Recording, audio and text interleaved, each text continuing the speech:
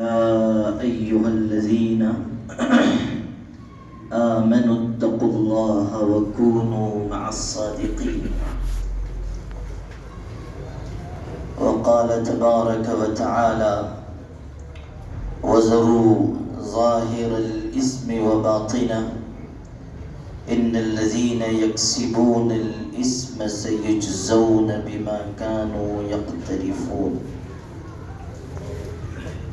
وقال النبي صلى الله عليه وسلم: ثلاث مهلكات هوى متبع وشح مطاع وإعجاب كل ذي رأي برأيه أو كما قال صلى الله عليه وسلم.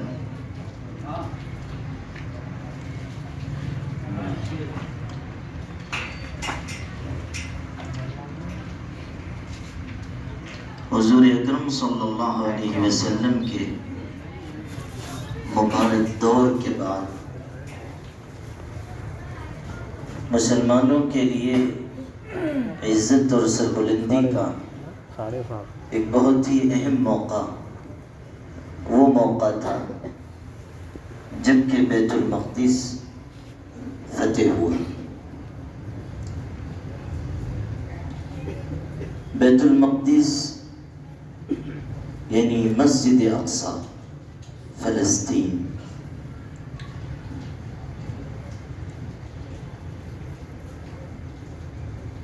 اس کی فتح تلواروں کے ذریعے نہیں ہوئی. اس وقت اس پر عیسائیوں کا قبضہ تھا اور انہوں نے یہ پیشکش کی تھی کہ حضرت امیر المؤمنین سیدنا عمر ابن خطاب رضی اللہ تعالی ہمارے یہاں بنفس نفیس تشریف لائیں. ہم ان سے بات چیت کریں گے، کچھ نشانیاں دیکھیں گے اور پھر بیت المقدس کی چابی ہم اگر نشانیوں کو پورا پا لیں گے تو ان کی خدمت میں خود پیش کر دیں گے. سیدنا عمر ابن خطاب رضی اللہ تعالیٰ عنہ تشریف لائے اور بہت ہی معمولی لباس میں اور معمولی سواری پر.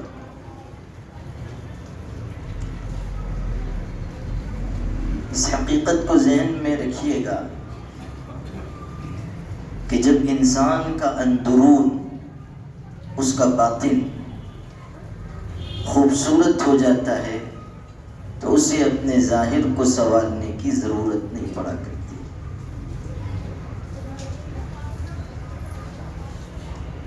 جب انسان کے دل کی دنیا آباد ہو جاتی تو اس سے اس کی فکر نہیں ہوتی کہ میرا لباس کیسا ہے، میری سواری کیسی ہے، میرا گھر کیسا ہے. وہ تو سوکھی روٹی پانی میں ڈبو کر کھاتا ہے اور یوں سمجھتا ہے کہ اللہ کی بنائی ہوئی جنت میں جی رہا ہوں.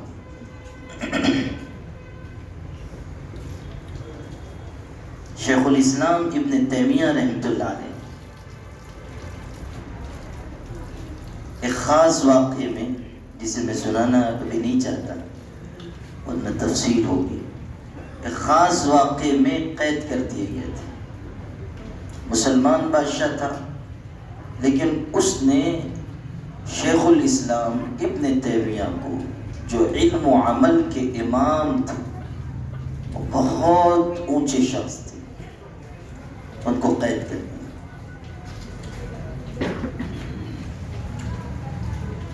انسان جیل میں جاتا ہے اور ظاہر ہے کہ وہ اس کو قید اور مصیبت خیال کرتا ہے،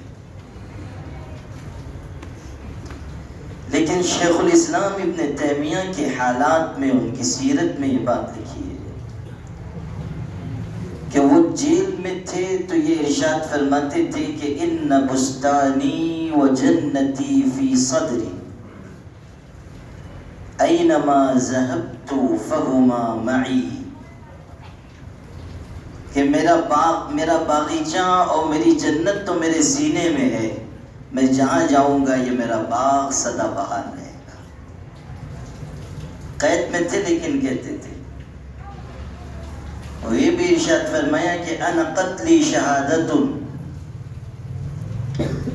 وسجنی خلوت ونفی سیاحت، کہ اگر مجھ کو قتل کر دیا جائے گا تو یہ شہادت کی موت ہوگی، اور قید کیا گیا ہے تو یہ میری خلوت ہے، اور اگر جلا وطن کیا جاؤں گا تو قل سیروا فی الارض پر عمل ہوگا، نفی سیاحت۔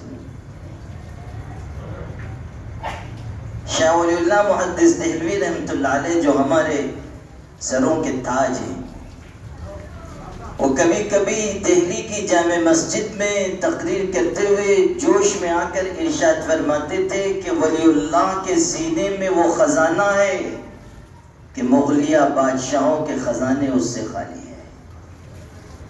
ولی اللہ کے سینے میں وہ دولت ہے۔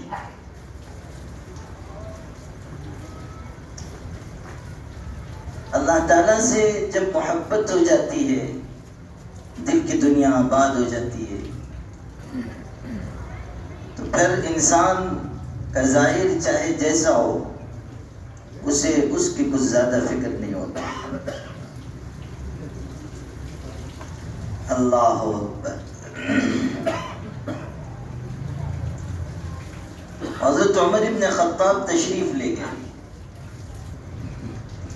سواری معمولی، لباس پہ پیبند لگے ہوئے، وہ تو ایسے قلندر انسان تھے کہ منبر نبوت پر تقریر فرما رہے تھے، اور راوی بیان کرتے ہیں کہ میں نے ان کے کپڑوں کے پیبند گنے تو ان کے کپڑوں میں 12 یا 17 پیبند لگے ہوئے تھے، اور تقریر فرما رہے۔ اور رعب و دبدبے کا یہ عالم تھا کہ کافر حکومتیں، طاقتیں اور سلاطین اور بادشاہ عمرا ان کے نام سے کانپتے تھے، اور دنیا کے انسانوں کی بات تو جانے دیجئے، سب سے بڑی شہادت تو ان کے حق میں ہمارے آقا حضرت محمد مصطفیٰ صلی اللہ علیہ وسلم نے دی۔ ارشاد فرمایا کہ عمر ایسا ہے کہ آسمان کا ہر فرشتہ اس کی عزت کرتا ہے، اور شیطان اور زمین کا ہر شیطان اس سے کانپتا ہے۔ ترمذی میں روایت ہے، آسمان کا ہر فرشتہ اس کی عزت کرتا ہے، اور زمین کا ہر شیطان اس سے کانپتا ہے۔ تشریف لے گئے تو وہاں کے جو مسلمان عہدیداران تھے، انہوں نے یہ محسوس کیا کہ بڑے بڑے عیسائی لوگوں سے، عمرا سے ملاقات ہونے والی، اچھا نہیں معلوم ہوتا کہ مسلمانوں کے امیر اس حالت میں ہو، مسلمانوں کے خلیفہ کہ لباس اچھا نہیں ہے اور سواری عمدہ نہیں۔ وہ علاقہ تو بڑا زرخیز تھا اور مال و دولت کی فراوانی تھی، بہترین اصیل گھوڑا پیش کیا گیا اور بہترین لباس پوشاک، حضرت اس کو پہن لیں اور گھوڑے پہ سوار ہو جائے۔ حضرت عمر رضی اللہ تعالیٰ نے جب یہ چیز دیکھی تو پیشانی پر شکن آ گئی اور ناگواری محسوس کی، اور غصے کا اظہار کیا کہ اگر تم نہ ہوتے تو مار مار کے درے سے مار کر پیٹ سرخ کر دیتا۔ اور پھر ارشاد فرمایا کہ ان اللہ اعزنا بالاسلام ومہما طلبنا العز فی خیرہ یذلنا اللہ، کہ اللہ نے ہمیں جو عزت عطا کی ہے وہ اسلام کا صدقہ ہے، اسلام کی برکت سے اللہ نے وہ عزت دی ہے، اور جب جب ہم اسلام کو چھوڑ کر کہیں اور عزت تلاش کریں گے، اللہ ہم کو رسوا کر دے گا، ذلیل کر دے گا۔ یہ تو بہت ہی قیمتی درس انہوں نے دیا۔ اگلی بات مجھ کو آپ سے کہنی ہے بہت سے لوگ ملنے کے لیے آئے تھے. میں نے آپ کو جس مقصد سے یہ واقعہ سنایا ہے وہ یہ حصہ ہے. بہت سے لوگ ملاقات کے لیے، چونکہ حضرت تشریف لائے تھے، مجمع تھا، اور حضرت ملتے جا رہے ہیں. اتنے میں ارشاد فرمایا کہ اور تو نظر آ رہے ہیں، میرے دوست ابو عبیدہ ابن الجراح نظر نہیں آتے. ابو عبیدہ ابن الجراح ان کے ساتھی تھے، وہ بہت گہرا تعلق تھا، اور وہ اس وقت ملک شام کے گورنر تھے. وہ کہا کہ میرے دوست ابو عبیدہ کہاں ہیں؟ وہ پیچھے کہیں تھے، لوگوں نے راستہ دیا، وہ تشریف لائے. حضرت عمر ابن خطاب رضی اللہ تعالیٰ عنہ آگے بڑھے اور ان کے سینے سے لپٹ گئے. اور پتہ نہیں کیا کیفیت تھی اس وقت حضرت عمر ابن خطاب رضی اللہ تعالیٰ عنہ کی کہ حضرت ابو عبیدہ سے جو بہت ہی اونچے درجے کے صحابی ہیں اور ان کے ساتھی ہیں، ان سے کہا کہ ابو عبیدہ، مجھ کو ایک خیال بار بار پریشان کرتا ہے کہ جب ہم مر کر اللہ کی بارگاہ میں جائیں گے اور حضور صلی اللہ علیہ وسلم سے ملاقات ہوگی اور حضور نے ہم سے یہ پوچھ لیا کہ ماذا فعلتم بعدی، میرے بعد تم کیا کر کے آئے ہو، تو ہم کیا جواب دیں گے. بس یہ بات کہی اور رو پڑے، اور حضرت ابو عبیدہ بھی ان کے سینے سے چمٹے ہوئے رونے لگے. پھر حضرت ابو عبیدہ نے کہا کہ حضرت چلیے ہم ذرا کنارے ہو لیں اور خوب جی بھر کے آنسو بہا لیں. مجمع منتظر ہے. حضرت عمر اپنے دوست کا ہاتھ پکڑ کر ایک درخت کے سائے میں چلے گئے اور وہاں کھڑے ہو کر دونوں ساتھی رو رہے ہیں اور ایک ہی بات کہتے تھے کہ کل قیامت کے دن جب ہمارے آقا ہم سے یہ پوچھیں گے کہ میرے بعد تم کیا کر کے آئے ہو، تو ہم کیا جواب دیں گے.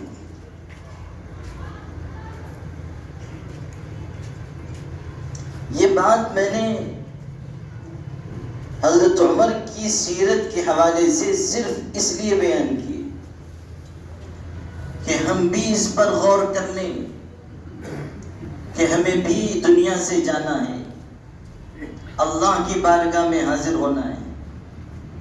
کسی نہ کسی موڑ پر حضور اکرم صلی اللہ علیہ وسلم کا سامنا ہوگا اور اعمال کے دفتر کھول دیے جائیں گے، کوئی چیز چھپی نہیں رہ جائے گی. قرآن میں ارشاد ہوا یوم تبلی السرائر فما له من قوة ولا ناصر. قیامت کا دن وہ ہوگا جب راز کھول دیے جائیں گے، بھید آشکارا کر دیے جائیں گے، کوئی چیز چھپی ہوئی نہیں رہ جائے گی، کوئی عمل کسی دفتر میں چھپا ہوا نہیں رہ جائے گا، اور کوئی کسی انسان کی سیاہ کاری اللہ تعالیٰ کے یہاں پیش ہونے سے باقی نہیں رہے گی. ہر چیز کھول دی جائے گی. حضرت لقمان نے اپنے بیٹے کو نصیحت کی تھی جس کو قرآن نے نقل کیا. ارشاد فرمایا تھا یا بنی انها ان تک مثقال حبۃ من خردل فتكن في صخرة او في السماوات او في الارض يأتي بها اللہ. ارشاد ہوا کہ اے میرے بیٹے، اگر رائی کے دانے کے برابر یا اس سے بھی چھوٹا کوئی عمل ہوگا، زمین آسمان میں تم نے کہیں بھی چھپ کر کیا ہوگا یا کسی چٹان میں گھس کر کیا ہوگا، قیامت کے دن اللہ اس عمل کو حاضر کر دے گا. کوئی چیز چھپی ہوئی نہیں رہ جائے گی. قیامت کے دن ایک شخص کو لایا جائے گا، اللہ تعالیٰ اس سے کہے گا تو نے فلاں گناہ کیا، فلاں گناہ کیا. وہ دائیں دیکھے گا، بائیں دیکھے گا، وہ یہ خیال کرے گا کہ یہاں تو کوئی ہے نہیں جس نے مجھ کو گناہ کرتا ہوا دیکھا ہو. وہ کہہ دے گا کہ ہرگز نہیں، میں نے ایسا کوئی گناہ نہیں کیا ہے، میں نے ایسا کوئی گندا عمل نہیں کیا ہے. اچانک ایک آواز اس کو سنائی دے گی کہ او اپنی جان کے دشمن، تو نے یہ عمل کیا ہے اور ہم اس پر گواہ ہیں. وہ ادھر ادھر پھر دیکھے گا کہ کون ہے یہ بولنے والا. پھر جب آواز کی طرف کان لگائے گا تو پتہ چلے گا کہ اس کی رانوں سے آواز آ رہی ہے، اس کا جسم گواہی دے رہا ہے.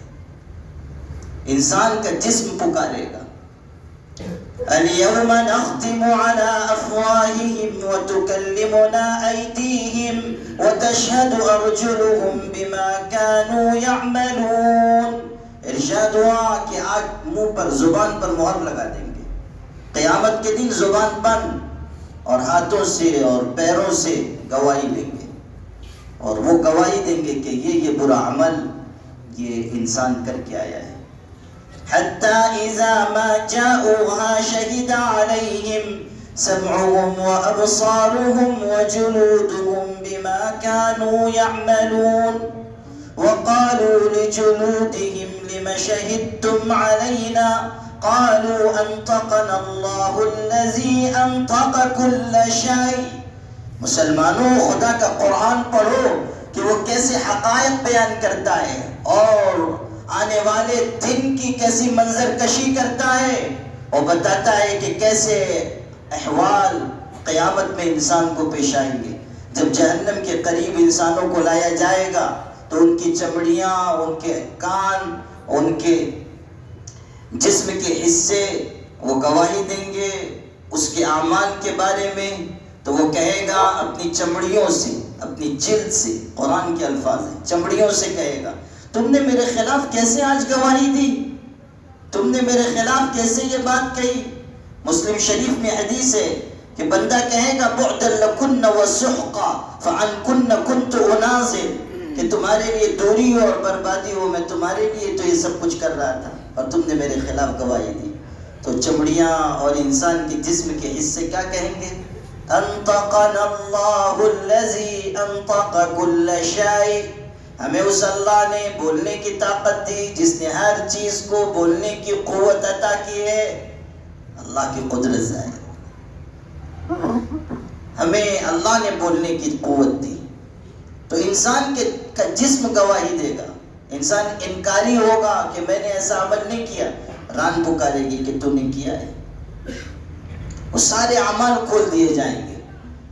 اب غور کیجئے کہ جب اللہ یہ سوال کرے گا کہ ایسا ایسا عمل کیوں کما کر لایا، ہم کیا جواب دیں گے؟ اور حضور صلی اللہ علیہ وسلم پوچھیں گے کہ میرے امتی، میں نے تیری خاطر اتنی قربانی دی، اتنی مشقتیں سہی، مجھ کو تکلیفیں دی گئی، بھوکا رہنا پڑا، طائف میں پتھر کھانے پڑے، 2 بیٹیوں کو طلاق دی گئی، بڑی بیٹی کو حمل کی حالت میں گرا دیا گیا، وہ شہید ہو گئیں، پیٹ کا بچہ ان کا ساقط ہو گیا، اور راستے میں کانٹے بچھائے گئے، کس کس طرح کی اذیت نہیں دی گئی. احد میں اتنا مجھ کو مارا گیا کہ میرا چہرہ لہو لعان ہو گیا، اور میرے جانثار محبت کرنے والے ان کی لاشیں میں نے اپنے ہاتھوں میں اٹھائیں اور ان کو قبر تک پہنچایا، اور کتنی مشقتیں میں نے جھیلی. یہ سب کیا اس لیے تھا کہ تم میرے بعد فسق و فجور اور نافرمانی کے راستے پر چلتے؟ کیا اس لیے تھا کہ تم گندے اور برے اعمال میں لگ جاتے؟ کیا میں نے اس لیے قربانی دی تھی کہ تم رات رات پر موبائل پر گندی ننگی تصویریں دیکھتے؟ کیا میں نے اپنے خون جگر سے سینچ کر اس امت کو اس لیے پروان چڑھایا تھا کہ اس امت کی بیٹیاں اپنے دین کا، ضمیر کا، حیا اور شرم کا سودا کر کے غیر مسلموں کے ساتھ جا کر شادیاں کریں؟ کیا میں نے اس امت کے لیے جو خون پسینہ ایک کر دیا تھا اس کی یہی قیمت تھی کہ تم ایسے اعمال لے کر آ جائے ہو؟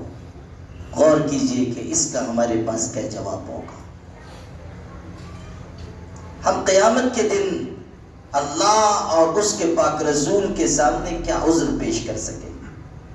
غور کر لیجئے. ملا واحدی نے، ایک مصنف گزرے ہیں، انہوں نے قصہ لکھا ہے، واقعہ سچا. دہلی میں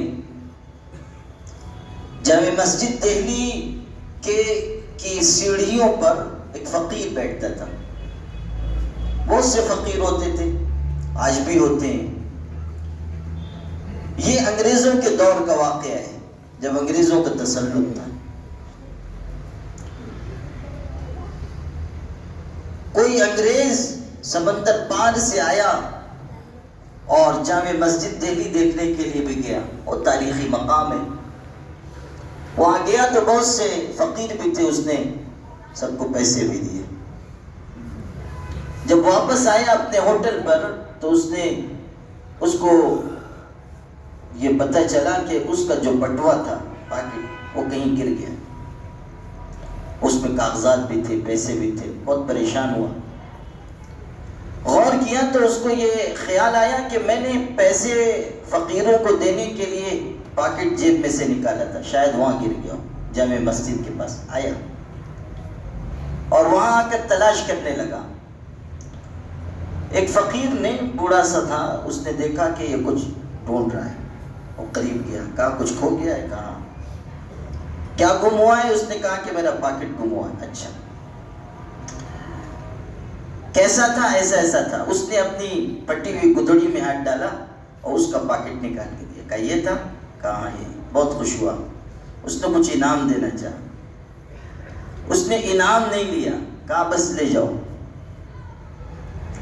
اس انگریز نے دیکھا کہ یہ بڑا فقیر قلاش آدمی ہے مانگنے والا، اور اس میں تو اتنے پیسے ہیں، یہ چاہتا چھپا لیتا، کوئی پوچھنے والا تو تھا نہیں. تو اس نے کہا کہ تم یہ پیسے، یہ بٹوا، یہ پاکٹ کیوں مجھ کو واپس کر رہے ہو؟ تم چاہتے تو چھپا لیتے. اس فقیر نے کیسے جواب دیا؟ اس نے کہا کہ میرے دل میں بھی یہ بات آئی کہ میں یہ پاکٹ چھپا لوں، لیکن مجھ کو کچھ اندازہ تھا کہ تم آئے تھے، تم نے یہاں پیسے تقسیم کیے، یہ تمہاری ہی پاکٹ ہوگا. مجھ کو اچانک یہ خیال آیا کہ کل قیامت کا دن ہوگا اور تمہارے پیغمبر عیسیٰ علیہ السلام بھی ہوں گے اور ہمارے پیغمبر حضرت محمد صلی اللہ علیہ وسلم بھی ہوں گے. کہیں حضرت عیسیٰ نے یہ کہہ دیا کہ اللہ، امت محمد کے ایک شخص نے میری امت کے ایک فرد کا بٹوا چرا لیا تھا اور اپنے پاس چھپا لیا تھا، تو میرے آقا کو میری وجہ سے رسوائی ہوگی. میں نہیں چاہتا کہ میرے آقا کے لیے رسوائی کا سبب بنوں. یہ احساس تھا اس شخص کا جو مانگنے والا ہے، جو بھکاری ہے، جو بے پڑھا لکھا ہے. ہم جو پڑھے لکھے ہیں، ہم جن کو اللہ نے وسعت دی ہے، کشادگی دی ہے، صحت دی ہے، سہولت دی ہے اور نہ جانے کتنی نعمتوں سے نوازا ہے، کبھی ہم بھی تنہائیوں میں سوچتے ہیں کہ ہمارے برے اعمال کل قیامت کے دن ہمارے آقا کے دل کو صدمہ پہنچانے کا سبب بن سکتے ہیں. اتنی جرأت ہمارے اندر آ گئی گناہوں کے سلسلے میں کہ الامان والحفیظ، بہت جرأت آ گئی. نافرمانی اور گناہ اور سرکشی کی عادت ہمارے اندر جڑ پکڑ چکی. نماز چھوڑ رہے ہیں، کوئی احساس نہیں. لوگوں کی غیبت کر رہے ہیں، کوئی احساس نہیں. بدگمانیاں کر رہے ہیں، حسد کر رہے ہیں، بغض کر رہے ہیں، دل نفرتوں سے بھرا ہوا ہے. بدنگاہی کی بیماری عام، جھوٹ بولنے کی بیماری عام، لوگوں کو دھوکہ دینے کی بیماری عام. جس سے پوچھئے کہ آپ معمولات پورے کرتے ہیں، وہ کہتا ہے کہ نہیں، معمولات نہیں پورے ہو پا رہے ہیں. اور اسی شخص کی نجی زندگی ایسی ہے کہ 3-4 گھنٹے موبائل پر لہو و لعب میں مشغول ہے. یہ نہیں سوچتا کہ میں اپنے اللہ کو یاد نہیں کر رہا ہوں اور ان گناہوں میں مبتلا ہوں.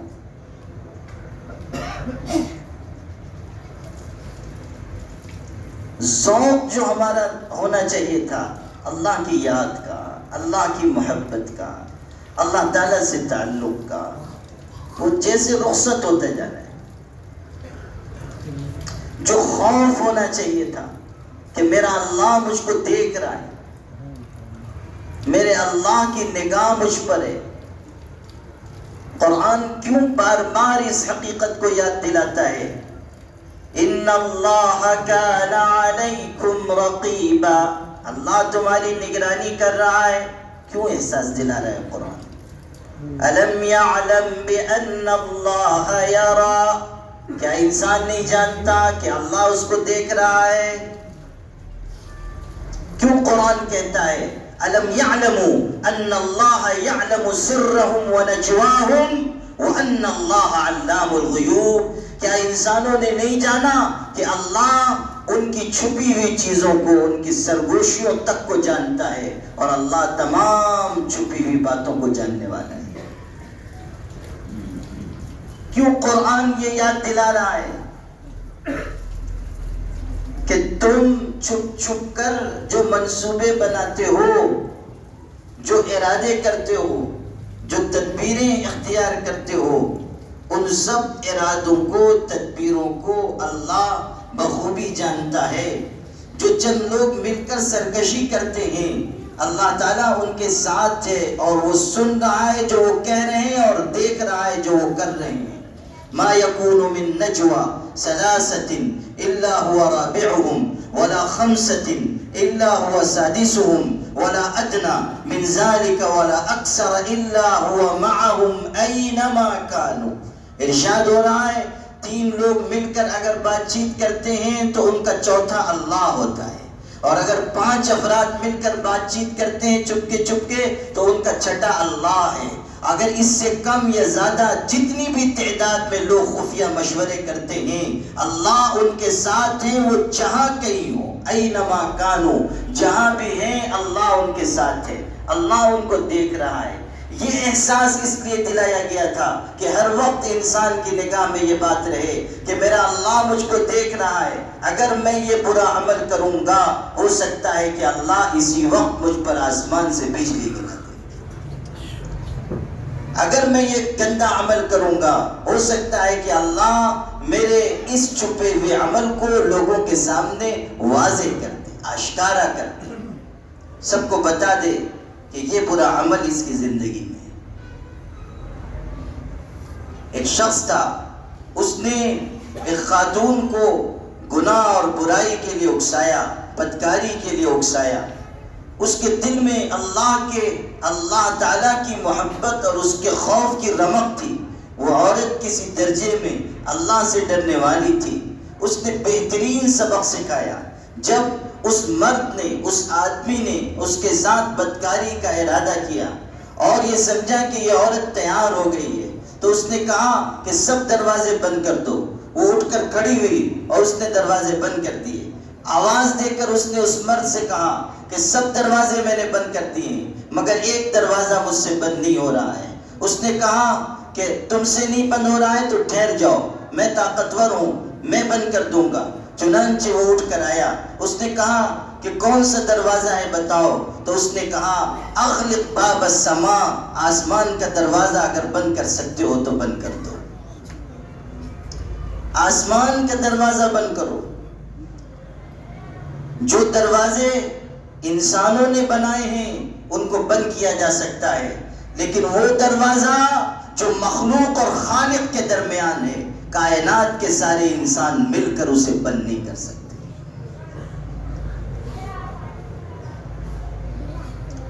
یہ احساس کہ اللہ ہم کو دیکھ رہا ہے، اسی کی محنت کرائی جاتی ہے. یہ جو تصوف کا نظام ہے، یہ جو سلوک کا نظام ہے، یہ کیوں ہے؟ یہ اسی لیے ہے کہ خوب اللہ کو یاد کیا جائے تاکہ انسان کا حال یہ بن جائے کہ ہر وقت اس کے دل میں یہ احساس رہے کہ اللہ مجھ کو دیکھ رہا ہے. حضرت حاجی امداد اللہ مہاجر مکی رحمۃ اللہ علیہ سے ان کی کسی مرید نے کہا کہ حضرت آپ جب آرام فرماتے ہیں پیر سمیٹ کے آپ آرام کرتے ہیں، آپ پیر پھیلا کر آرام کیا کیجئے، راحت ملے گی. ارشاد فرمایا کہ ہاں میں بھی چاہتا ہوں کہ پیر پھیلا کر سوؤں، لیکن جب ارادہ کرتا ہوں بس خیال ہوتا ہے کہ اللہ دیکھ رہا ہے، تو بس یہ احساس آتے ہی ادب کے خلاف معلوم ہوتا ہے کہ پیر پھیلا. اس قدر استحضار کہ اللہ دیکھ رہا ہے.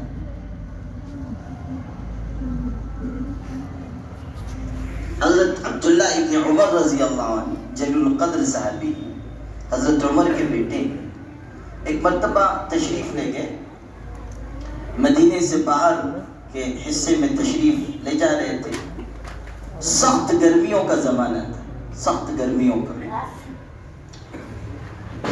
اور وہاں ان کی ملاقات بکریوں کے ایک چرواہے سے ہوئی، بکریوں کا چرواہا ملا۔ حضرت نے دوپہر کے کھانے کا وقت ہو گیا تھا، اور حضرت بیٹھے اور ارشاد فرمایا کہ آؤ تم بھی آ جاؤ، بیٹھ جاؤ، ہمارے ساتھ کھانے میں شریک ہو جاؤ۔ اس نے کہا کہ نہیں، میں روزے سے ہوں، سخت گرمی کے زمانے ہیں، رمضان نہیں ہے، عام دن ہے، اور بکریوں کا چرواہا ہے جو مشقت کا کام کر رہا ہے، اس گرمی میں بکریاں چرا رہا ہے، اور وہ کہتا ہے کہ میں روزے سے ہوں۔ حضرت عبداللہ ابن عمر نے کہا کہ ابھی رمضان تو نہیں ہے کہ جو تم نے روزہ رکھا ہے، یہ تو عام سے دن ہے۔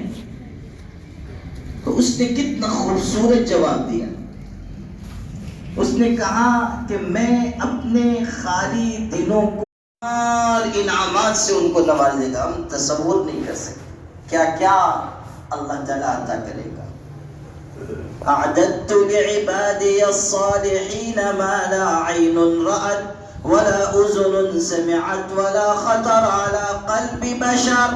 ارشاد فرمایا کہ میں نے، اللہ کہتا ہے، میں نے اپنے نیک بندوں کے لیے جنت میں ایسی چیزیں جمع کر رکھی ہیں اور ایسی چیزیں تیار کی ہیں کہ جس کو نہ کسی آنکھ نے دیکھا ہے، نہ کسی کان نے سنا ہے، نہ کسی انسان کے دل میں اس کا گمان گزرا ہے، ایسی نعمتیں میں نے تیار کی۔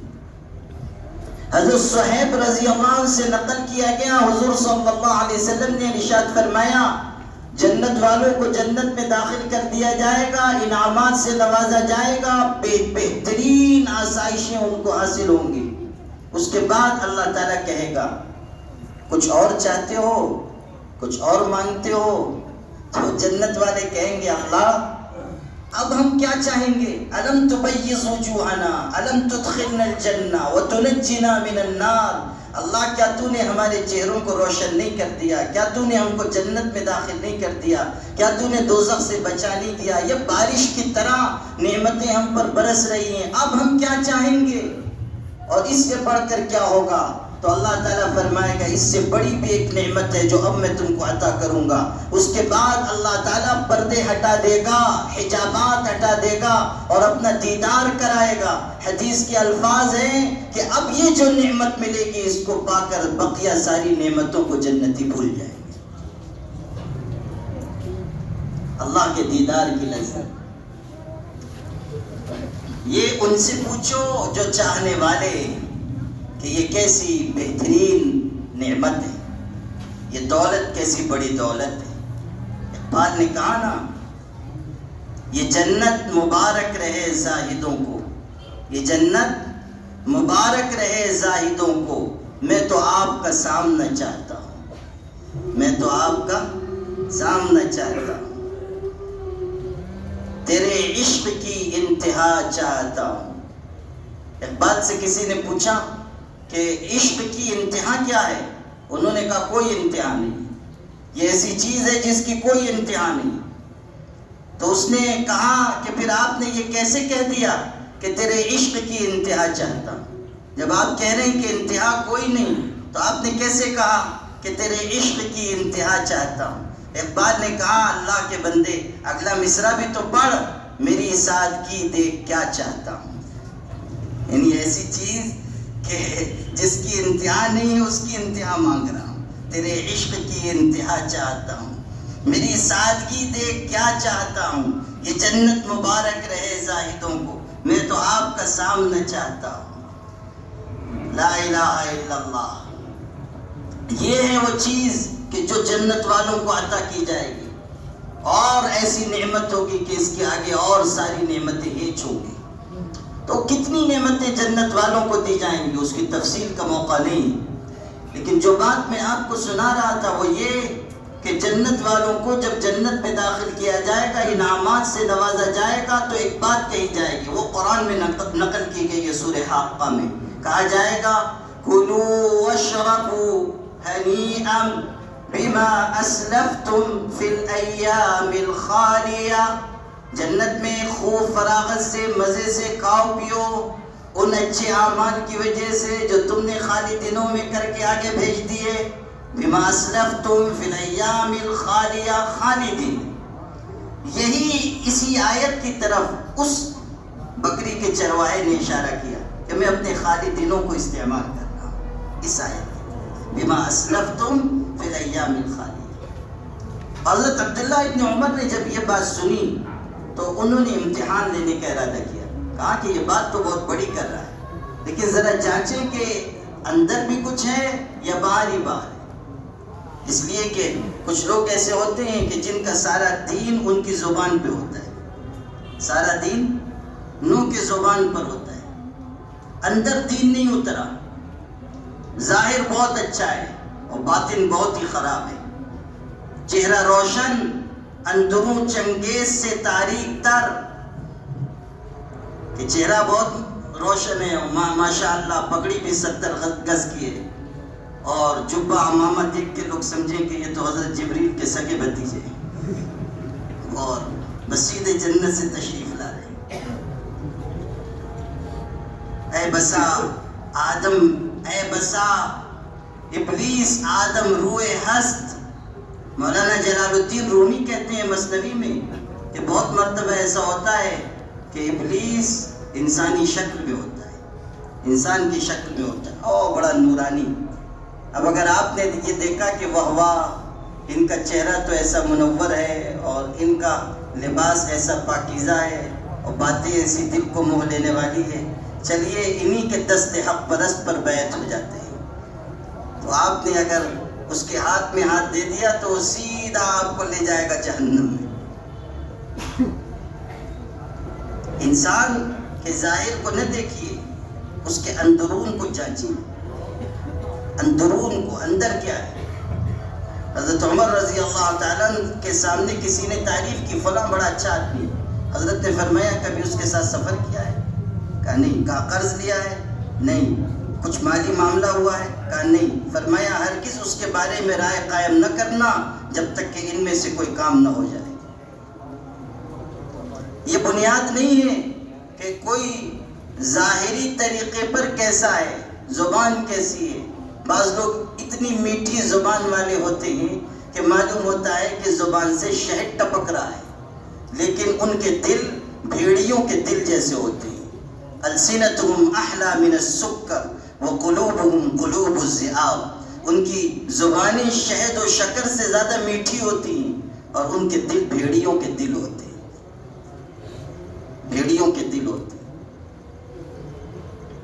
ہم لوگ تو ظاہر بھی ہیں، کسی کو دیکھتے ہیں اور پھسل جاتے ہیں اور اندازہ نہیں کر پاتے کہ اس کے اندر کیا چیز ہے. اللہ والوں کی نگاہ ہوتی ہے کہ وہ نگاہ پڑتی ہے تو اندرون تک ٹٹول کے لے آتی ہے کہ اس کے اندر کیا کیا چیز ہے. حضرت خواجہ باقی باللہ رحمۃ اللہ علیہ کی خانقاہ میں ایک کافر اس ارادے سے آیا کہ بڑی شہرت ہے، چلوں ذرا آزماؤں کہ ان کو کچھ آتا بھی ہے، کچھ حقیقت سے واقف بھی ہیں، کچھ ان کے اندر کمال بھی ہے یا نہیں. اور آیا کپڑے کے نیچے وہ جو زنار باندھتے ہیں وہ زنار بندھی ہوئی تھی اور اس کو چھپا کر لایا اور بڑا جانکار تھا. حضرت کی خدمت میں حاضر ہوا اور آ کر کہنے لگا کہ معرفت کی حقیقت بتا دیجیے. معرفت کی حقیقت، وہ امتحان کے لیے آیا تھا. حضرت نے کتنا خوبصورت جواب دیا. ارشاد فرمایا اگر معرفت کی حقیقت جاننا چاہتے ہو تو کپڑے کے نیچے چھپی ہوئی زنار توڑ کر آؤ تو بیٹے بتا دیں گے. لباس کے نیچے چھپی ہوئی زنار توڑ کے آؤ. اللہ اکبر. حضرت امام ابو حنیفہ رحمۃ اللہ علیہ کے بارے میں یہ بات کتابوں میں لکھی ہوئی ہے کہ وضو کا پانی دیکھ کر بتا دیتے تھے کہ فلاں گناہ بہہ کر جا رہا ہے. پانی دیکھ کر وضو کرتا ہے انسان تو گناہ جھڑتے ہیں، تو وہ پانی دیکھ کر بتاتے تھے فلاں گناہ، یہ غیبت، یہ جھوٹ، یہ بدکاری، یہ بہہ کر جا رہی ہے. ایک بزرگ کے بارے میں یہ بات نقل کی گئی کہ مسجد میں آتے تھے تو چہرے پہ رومال ڈال کے آتے تھے، چہرے پہ رومال ڈال کے آتے تھے. کسی نے کہا کہ یہ عجیب بات ہے، آپ آتے ہیں چہرے پہ رومال ڈال کے آتے ہیں، یہ بات نہیں سمجھ میں آئی. ارشاد فرمایا کہ میں مسجد میں آتا ہوں، اللہ نے کثرت ذکر کی وجہ سے دل کو ایسا روشن کیا ہے کہ انسانوں کی جو اصل حالت ہے وہ نظر آتی ہے. چنانچہ مجھ کو مسجد میں کہیں کوئی کتا نظر آتا ہے، کوئی خنزیر نظر آتا ہے، اس لیے میں اپنے چہرے پر رومال ڈال لیتا ہوں کہ کسی کے بارے میں مجھ کو بدگمانی نہ ہو، کسی کے بارے میں ایسا علم نہ ہو. تو یہ نہ ہو کہ ہم ظاہری دینداری کا شکار ہو جائیں. بہت سے لوگ ہیں کہ جو بالکل زبان سے ایسے دیندار معلوم ہوں گے، اور کچھ لوگوں کو بیماری بھی ہو جاتی ہے دینداری ظاہر کرنے کی، عبادت ریاضت بھی ظاہر کرنے کی. وہ بڑے خوبصورت طریقے پہ کہتے ہیں حضرت جی وہ جو آج میں رات کو 3:30 بجے اٹھا تھا تو آسمان پہ ایک دمدار ستارہ نظر آ رہا تھا، وہ بڑا عجیب و غریب تھا، اس کی حقیقت پہ کچھ نظر ڈالیے.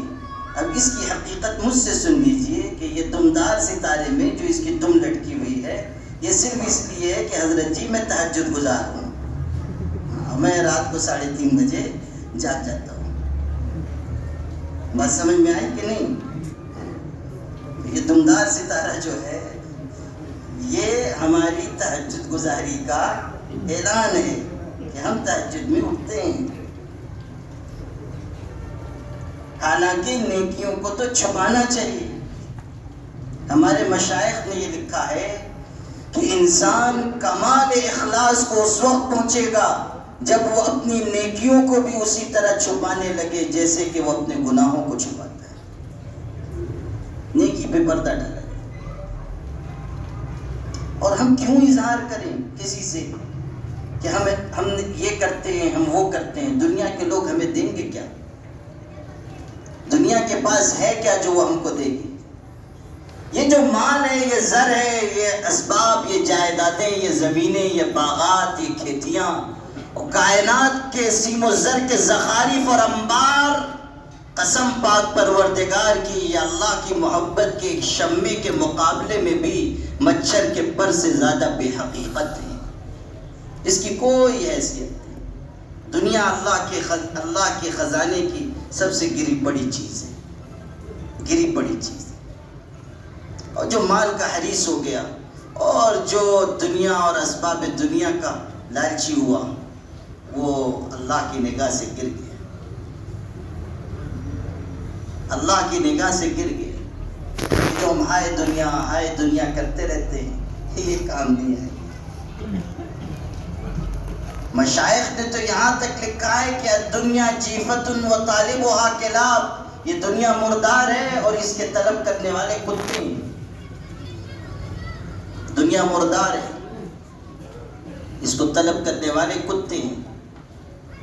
وہ جنگل میں ویرانے میں ایک بزرگ رہتے تھے، انہوں نے چوکیداری کے لیے کتا پال لیا تھا. چوکیداری کے لیے پال سکتے ہیں، انہوں نے پال رکھا، کتیا پالی تھی. وہ ایک مرتبہ اس نے بچے دیے اور ان کو بڑی خوشی ہوئی. انہوں نے دعوت کی اس کی خوشی میں اور شہر کے کچھ دنیا داروں کو بلایا، بستی کے. وہ تو رہتے تھے ویرانے کی طرف. شہر میں ایک بزرگ اور رہتے تھے جو ان کے دوست تھے. ان کو کہیں سے خبر ملی کہ دعوت ہوئی اور ہم کو یاد نہیں کیا گیا. ان کو احساس ہوا کہ ہم سے تو بڑا گہرا یارانہ ہے ان کا اور ہم کو بلایا نہیں. کسی موقع پہ ملاقات ہوئی تو شکایت کی، کہا حضرت آپ سے تو اتنا پرانا تعلق ہے، آپ نے دعوت فرمائی اور ہمیں یاد نہیں کیا. وہ حضرت نے کتنا خوبصورت جواب دیا. اس بزرگ نے کہا میرے پیارے کتیا نے بچے دیے تھے، اس لیے دنیا کے کتوں کو بلایا تھا، جب میرے یہاں بچہ پیدا ہوگا جب تم کو بلاؤں گا، میرے یہاں اولاد ہوگی اور تم کو بلاؤں گا۔ الدنیا جیفۃ وطالبها کلام، یہ حقیقت ہمارے آپ کے سمجھنے کی ہے کہ دنیا بے حقیقت شے، کلا بل تؤثرون الحیاۃ الدنیا والآخرۃ خیر وابقى ان هذا لفی الصحف الاولی صحف ابراہیم وموسیٰ۔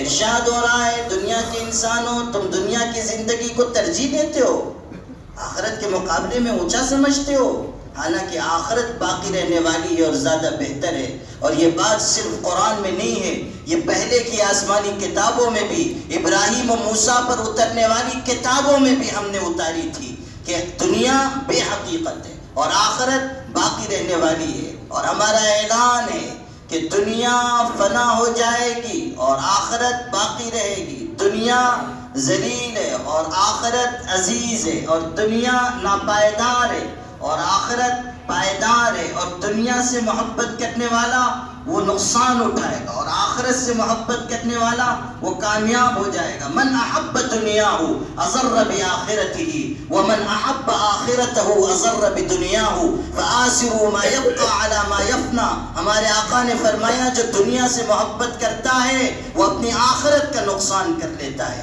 اور جو اپنی آخرت سے محبت کرتا ہے اس کا کچھ تھوڑا بہت دنیا کا نقصان تو ہوتا ہے، لیکن نصیحت یاد رکھو کہ باقی رہنے والی آخرت کو فنا ہو جانے والی دنیا پر ترجیح دو۔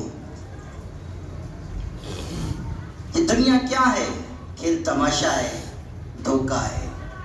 وَمَا الْحَيَاةُ الدُّنْيَا إِلَّا مَتَاعُ الْغُرُورِ، دنیا کی زندگی تو بس دھوکے کا سامان ہے، دھوکے کا سامان۔ دنیا جسے کہہ رہے ہو جادو کا کھلونا ہے، مل جائے تو مٹی ہے، کھو جائے تو سونا ہے، یہ تو مٹ جانے والی چیز ہے، اور جس کو مل گئی اس کا بھی کون سا بہت بھلا ہوا، جس کو مل گئی اس کا کون سا بہت بھلا ہوا۔ ایک دن آئے گا کہ سب چھوڑ کر چلا جائے گا، بس اتنی ہی حقیقت ہے فریب خواب ہستی کی کہ آنکھیں بند ہوں اور آدمی افسانہ ہو جائے۔ آج نام سے پکارے جاتے ہو، جیسے ہی بڑوں لوگ کہیں گے مرحوم بڑے اچھے آدمی تھے، نام بھی تمہارا مٹ جائے گا، مرحوم بڑے اچھے آدمی تھے، بات ختم۔ کون یاد رکھنے والا ہے؟ جائیں گے بس وہی سرمایہ ساتھ جائے گا جو ہم نے آخرت کے لیے بھیجا ہے، اور باقی کوئی کام آنے والا نہیں ہے۔ آخرت کی زندگی ہمیشہ کی زندگی ہے۔ غور کر لو کہ اس فانی دنیا کے پیچھے ہم کیسی بڑی چیز کا سودا کر رہے ہیں اور اس کو ہم ٹھکرا رہے ہیں۔ اللہ اکبر۔ ہاں تو میں یہ کہہ رہا تھا کہ اصلی دینداری انسان کے اندر آنی چاہیے، زبان والی دینداری نہیں، اظہار کی دینداری نہیں۔ ابھی ہمارے بھائی مولانا نور محمد صاحب وہ ہمارے بڑے عزیز ہیں، ہمارے بہت مخلص ساتھی ہیں، اللہ تعالیٰ ان کو دارین میں سرخرو فرمائے۔ بڑا مخلصانہ تعلق ان کا ہے، اور اللہ نے ان کو دین کی خدمت کے لیے قبول کیا ہے۔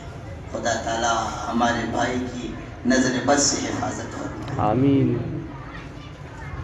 وہ ابھی ذکر کر رہے تھے حضرت مولانا رشید احمد گنگوہی کا، میں جب آیا میں قصداً رک گیا تھا کہ وہ واقعہ پورا کر لیں اور میں بھی فائدہ اٹھاؤں۔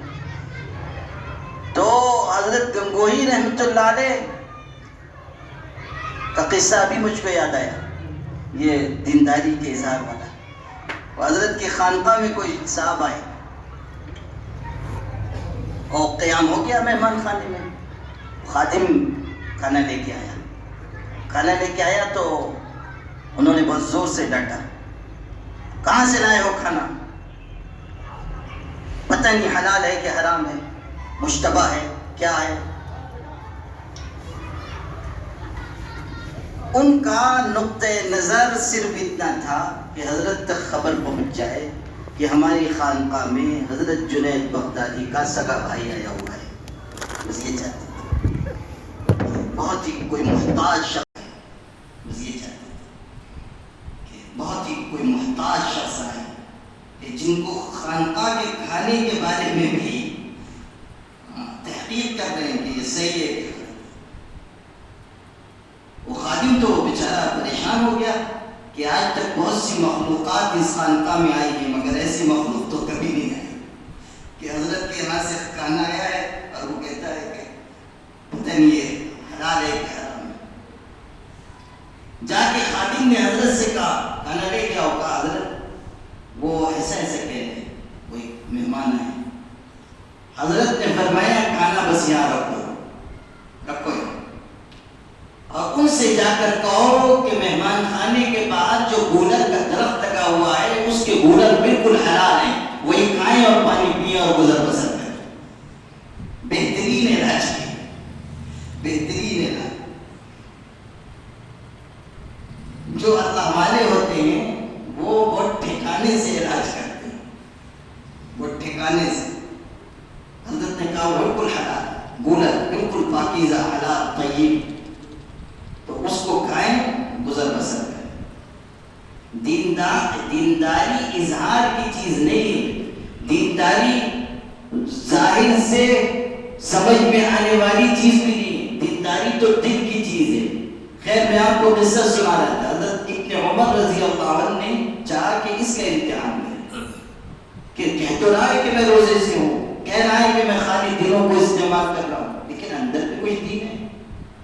حضرت نے فرمایا اچھا ماشاءاللہ آپ روزے سے, بہت اچھا ہے, آپ کے پاس بہت ساری بکریاں ہیں, آپ ایسا کیجئے کہ ایک بکری ہم کو دے دیجئے, ہم اس کو ذبح کر لیں گے, پیسہ آپ لے لیجئے, ہم بکری ذبح کر لیں گے, ہم بھی کھائیں گے, آپ کو بھی گوشت دے دیں گے, آپ افطار میں کھا لیجئے گا.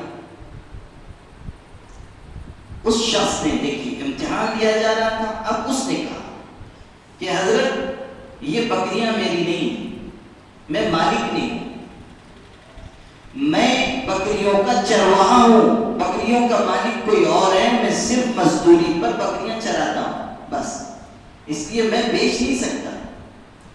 حضرت نے فرمایا کون سی بڑی بات ہے, کہہ دینا کہ بکری مر گئی یا بھیڑیا کھا گیا, وہ بھیڑیے تو ہوتے ہی ہیں, کہہ دینا کہ بھیڑیا کھا گیا, ایک بکری بیچ تو پیسہ بھی مل جائے گا, گوشت بھی کچھ دے دیں گے.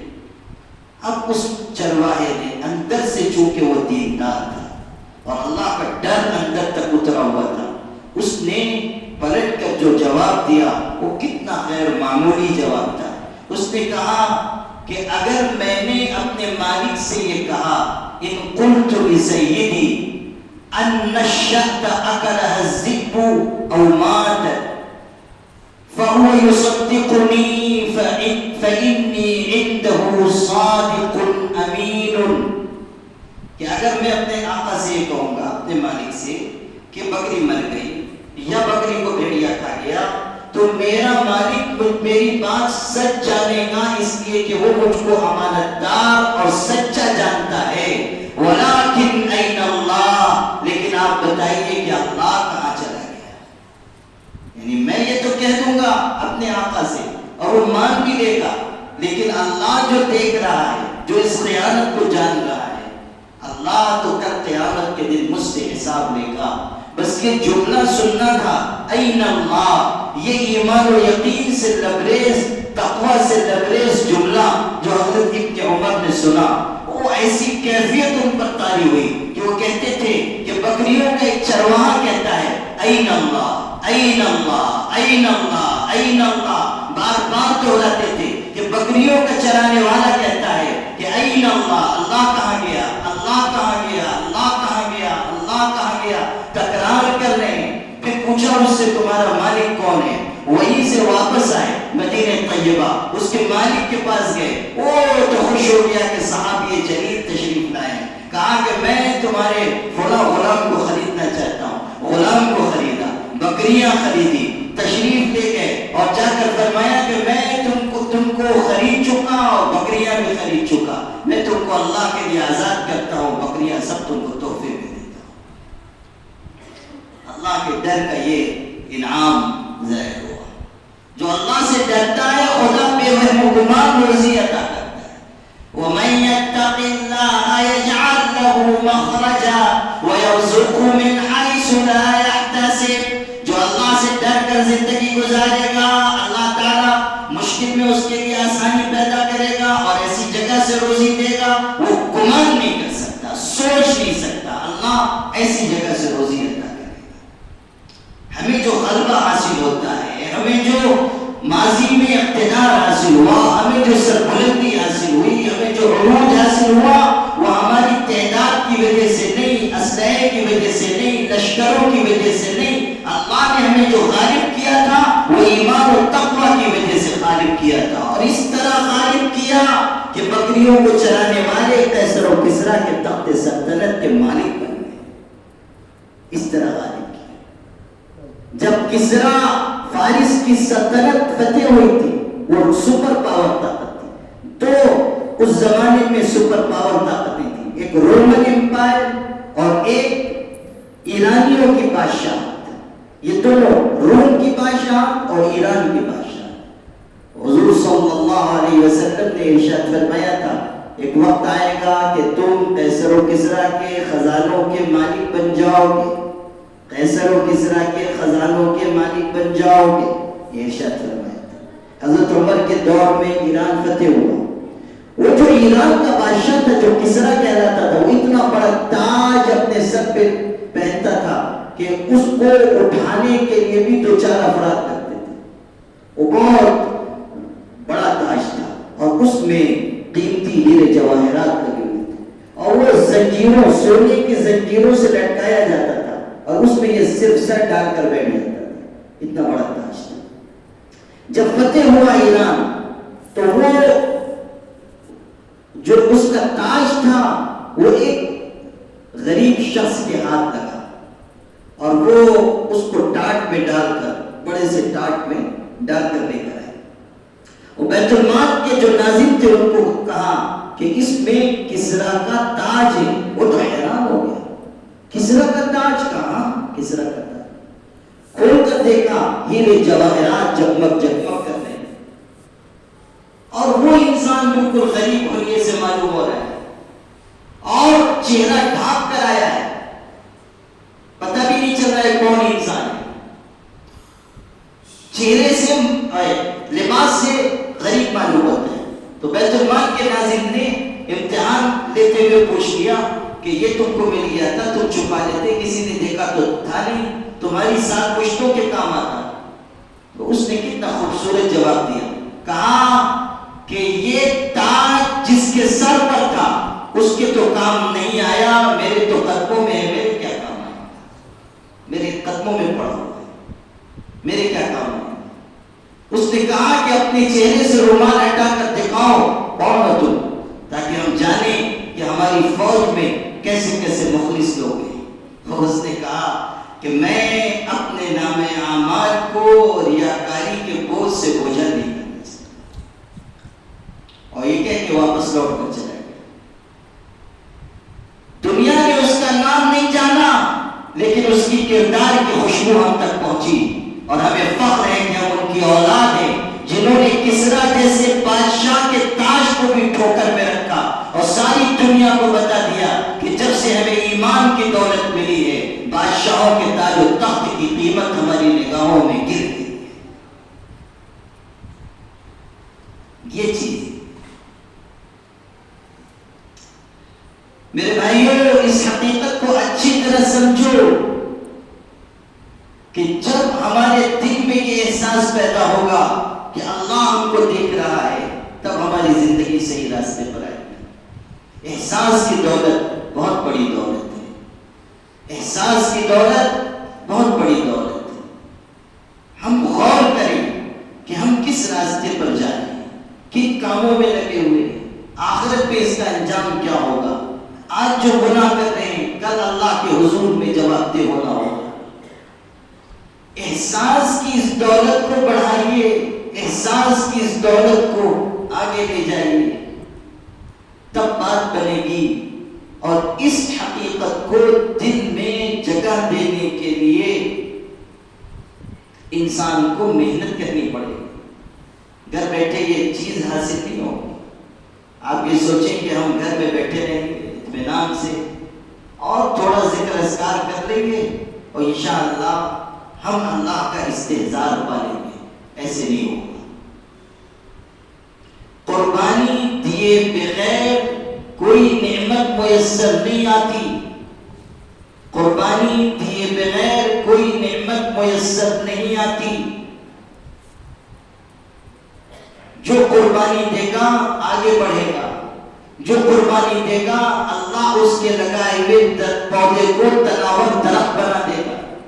اگر اس کی مثال دیکھنا چاہتے ہو تو دعوت و تبلیغ کی محنت کو دیکھو کہ لوگوں نے اپنے کلیجے کا درد اور اپنے جسم کی ساری صلاحیتیں نچوڑ کر ایک پودا لگایا تو اللہ نے اس پودے کو ساری دنیا میں سرسبز و شاداب کر دیا، اور اللہ نے اس تحریک کے اثرات کو افریقہ کے جنگلوں تک، برازیل کے جنگلوں تک پہنچا دیا۔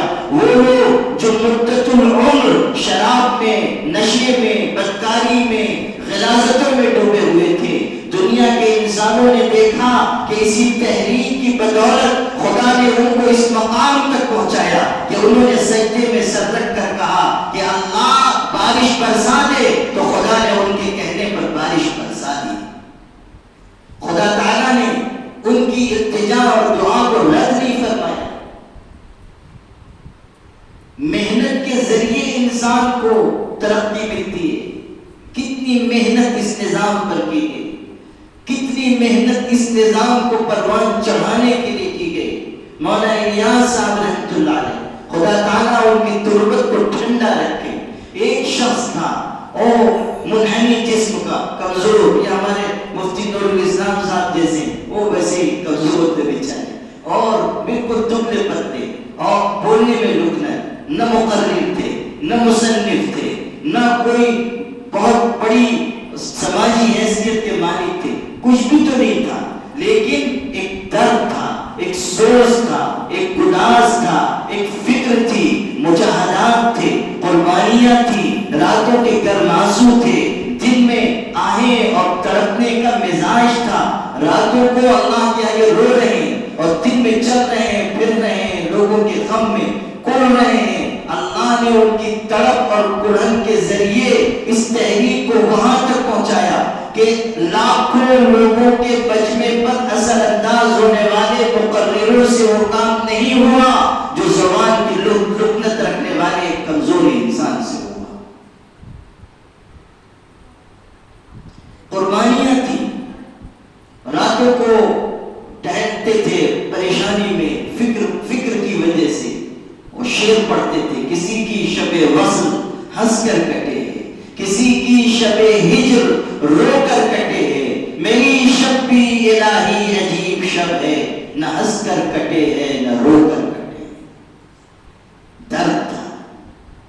ان کے اکلوتے صاحبزادے مولانا یوسف صاحب رحمۃ اللہ علیہ، انہوں نے کتنی خیر معمولی محنت کی، اللہ کے راستے میں نکلے تو بس نکلتے چلے گئے۔ فجر کی نماز کے بعد روزانہ جب وہ مرکز پر ہوتے تھے 3 گھنٹے تقریر فرماتے تھے، فجر کے بعد بلا تکان بول رہے ہیں، رات کو پتہ نہیں کس حصے میں سو رہے ہیں، تہجد سے اٹھ رہے ہیں، پھر فجر میں 3 گھنٹے بولتے ہیں، پھر مصافحہ کرتے ہیں، جماعتوں کو روانہ کرتے ہیں۔ جسم کی تمام طاقتوں کو اللہ کے دین پر لگا دیا۔ وہ گئے ہوئے تھے پڑوس کے ملک میں، لاہور میں تھے، وہاں تقریر کر رہے تھے، اجتماع میں اسی حالت میں دل کا دورہ پڑا اور وہاں سے ان کو سنگین نازک حالت میں ہاسپٹل لے جایا جا رہا تھا۔ مولانا انعام الحسن جو تیسرے حضرت جی ہوئے، ان کی گود میں مولانا یوسف کا سر تھا۔ یہ دونوں گہرے دوست تھے، مولانا یوسف صاحب رحمۃ اللہ علیہ اور حضرت جی مولانا انعام الحسن، دونوں ایک ہی مرشد کے مرید تھے، دونوں ایک ہی مرشد کے خلیفہ تھے، دونوں ایک ہی طرح کے اساتذہ کے شاگرد تھے، دونوں کے عزائم ایک تھے، دونوں کی فکریں ایک تھی، ہمدم ہمراز ہم چلیس تھے، اور عجیب و غریب محبت و موالست کا تعلق تھا۔ محبت کس کو کہتے ہیں ان سے سیکھو۔ ان کی گود میں مولانا یوسف کا سر رکھا ہوا ہے، آنکھیں بے ہوشی کی کیفیت تھی، ہوش آیا تو پوچھا مولانا انعام الحسن سے، بھائی انعام مجھ کو کہاں لے جا رہے ہو؟ حضرت جی مولانا انعام الحسن نے کہا کہ آپ کو ہاسپٹل لے جا رہے ہیں، آپ کو دل کا دورہ پڑا ہے۔ تو حضرت مولانا یوسف صاحب نے ارشاد فرمایا موت اور زندگی کی کشمکش میں ہیں، اس وقت ارشاد فرما رہے ہیں کہ بھائی انعام وہاں تو نرسیں ہوں گی، عورتیں ہوں گی، شدت احتیاط دیکھیے، عورتیں ہوں گی۔ تو مولانا انعام الحسن نے کہا کہ حضرت ہم نے انتظام کر لیا ہے، وہاں کوئی عورت نہیں ہوگی، کوئی آپ کے جسم کو ہاتھ عورت نہیں لگائے گی، آپ اطمینان سے چلیں۔ تھوڑی دور اور آگے گاڑی بڑھی، پھر انہوں نے پوچھا کتنی دیر رہ گئی ہے؟ کہا بس تھوڑی دیر ہے۔ کہا پھر تو اب ہم چلتے ہیں، خدا حافظ، السلام علیکم کہا اور روح اللہ کے یہاں چلی گئی، اللہ کو پیارے ہو گئے۔ وہاں سے جنازہ ان کا دہلی لایا گیا۔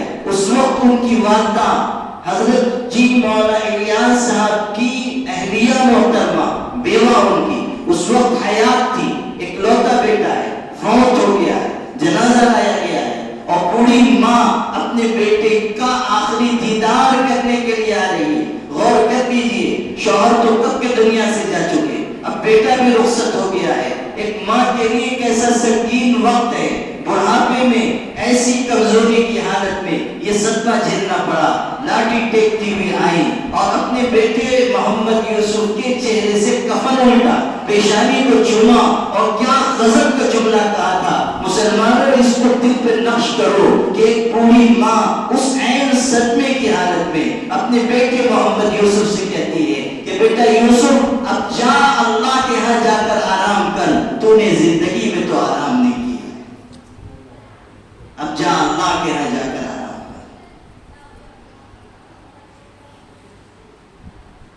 یہ قربانیاں تھیں جس نے اس تحریک کو آگے بڑھایا ہے۔